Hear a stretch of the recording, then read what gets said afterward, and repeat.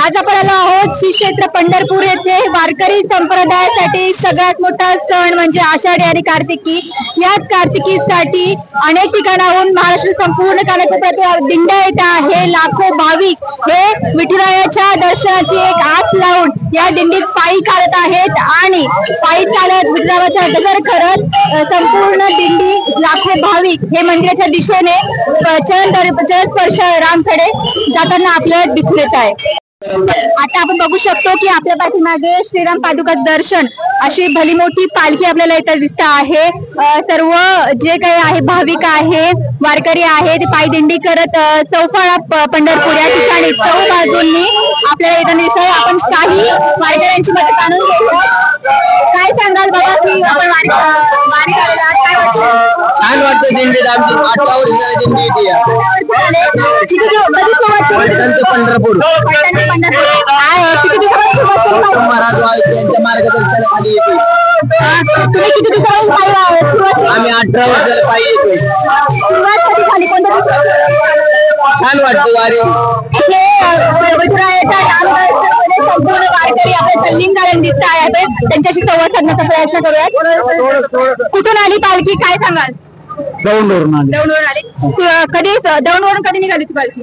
26 तारीख 26 तारीख झाले। किती रविवारी निघाली ती? काय वाटतं आहे एकंदरीत दौंडवरून चालत आलात? दौंडवरून चालत आलो।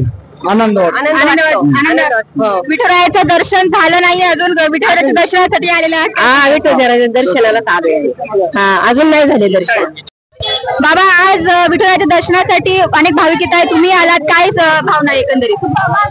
हे आता कार्तिक वारी आहे। 2 वाऱ्या आषाढी आणि कार्तिकी केलंच पाहिजे आणि नेहमीच्या केलं तरी चांगलीच गोष्ट आहे।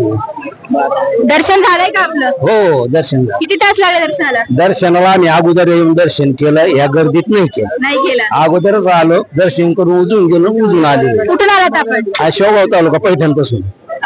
कधी किती दिवसाचा प्रवास होता? कधी आला? आता आम्ही तिथून निघताना त्रयोदशी तृतीयाला निघतो। दर महिन्याला तृतीयाला निघायचं आणि इथं 6व्या दिवशी येत होतो आम्ही 4 वाजता। कशाने आलात इकडे? पायी पायी वारी करून? पायीच असते आमची। किती वर्ष झाली पायी वारी करते? ते नाही विचारायचं, विचारायचं नाही, करतो हे खरंय। भगवंताच्या प्रती जे काही आपण दान करत आहोत, ऋण व्यक्त करत आहोत ते विचारायचं नसतं असं इथल्या भाविकांचं म्हणणं आहे। अजून काही भाविक आहेत त्यांना आपण विचारूयात। बाबा काय सांगाल, कार्तिकी एकादशी आहे उद्यावर येऊन ठेपलेली, दर्शन झालंय का? दर्शन नाही झालं, मुख दर्शन झालं। मुख दर्शन झालं? चरण दर्शन करायची इच्छा आहे का? हो आहे, माझी चरण दर्शन करायची इच्छा आहे। काय वाटतं मग आता इतक्या वेळ लागतो चरण दर्शनाला? मुख दर्शन करून समाधान आहे? समाधान झाली, पण आता जेव्हा होईल तेव्हा करू चरण दर्शन बी करू। आपण कुठून आलात आणि किती दिवस लागले? काय आम्ही रिसोडून आलो मावरी। बरं, काल आलो आणि आज प्रदक्षिणा करून मग दर्शन केलं। प्रदक्षिणा केली तुम्ही? हो।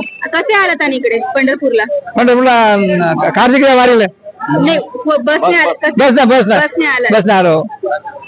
काय सांगाल, कार्तिकी एकादशी आहे, कसं वाटतंय?